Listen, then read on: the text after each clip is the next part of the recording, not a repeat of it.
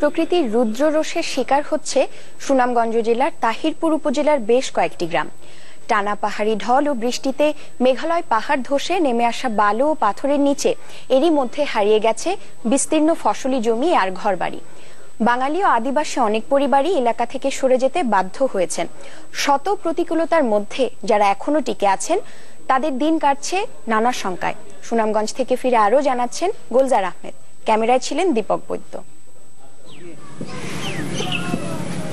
একসময় এখানে বাতাসের সাথে খেলা করত সোনালী ফসল, কিন্তু পাহাড়ি ঢলের সাথে নেমে আসা বালুতে ফসলের জমি তো বটেই, তলিয়ে গেছে ঘরবাড়িও। সুনামগঞ্জের তাহিরপুর উপজেলার বিস্তীর্ণ এলাকা যেন পরিণত হয়েছে মরুভূমিতে।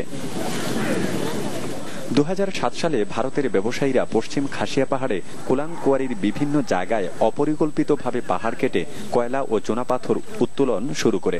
পরে পরিবেশবাদীদের প্রতিবাদের মুখে তা বন্ধ হলেও খনন করা কোয়ারির মাটি ও বালু পাহাড়ের ঢলের সাথে নেমে আসে, আর এতেই বালুবন্দী হয়ে পড়েছে সীমান্তের এপারের আদিবাসী ও বাঙালি পরিবারগুলো।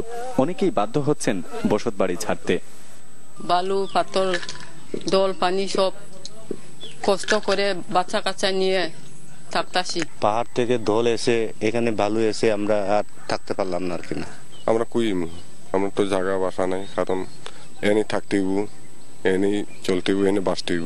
সব ধরনের মানুষই আমরা বর্তমানে কোনো কৃষি ফসল আমরা তুলতে পারি না। স্থানীয় আদিবাসী নেতা বলছেন, এভাবে চলতে থাকলে কয়েক বছরের মধ্যে এই অঞ্চলের আদিবাসী গোষ্ঠীগুলো হারিয়ে যাবে। এখানে অনেক চলে গেছে, আমার হয়তো বা সেই পরিসংখ্যানটা নাই, তবে এইভাবে যদি আপনার চলে যেতে থাকে তাহলে আমরা আদিবাসী আর কেউ থাকবো না। পাহাড়ি ঢলের কারণে শুধু যে মানুষেরই দুর্ভোগ বেড়েছে তা নয়, নষ্ট হচ্ছে এলাকার জীববৈচিত্র্য। এ সমস্যা সমাধানে ভারতের সঙ্গে দ্বিপাক্ষিক সমঝোতার পরামর্শ পরিবেশবাদীদের। যদিও এটা ভারতের ব্যাপার, কেন্দ্রীয় ব্যাপার, তবুও আমরা লোকালি এই এলাকা বাংলাদেশ থেকে অন্তত মেঘালয় প্রদেশের যারা মুখ্যমন্ত্রী আছেন বা যারা প্রশাসনিক কর্মকর্তা আছেন এদের সাথে বসে একটা কিভাবে অপরিকল্পিত হবে এটা বন্ধ করা যায় পাহাড় কাটাটা। জেলা প্রশাসক বলছেন, এরই মধ্যে ভারতের সঙ্গে সমঝোতার উদ্যোগ নিয়েছে সরকার। পরিবেশের ভারসাম্য রক্ষার জন্য ভারত যেমন প্রচেষ্টা চালাচ্ছে, আমরা চালাচ্ছি। কাজে তাদের যে সয়েল ইরোশন কি কি কারণে হয় তারা সেগুলি প্রোটেক্ট করার জন্য তারাও চেষ্টা চালিয়ে যাচ্ছে। গুলজার আহমেদ, চ্যানেল 24, সুনামগঞ্জ।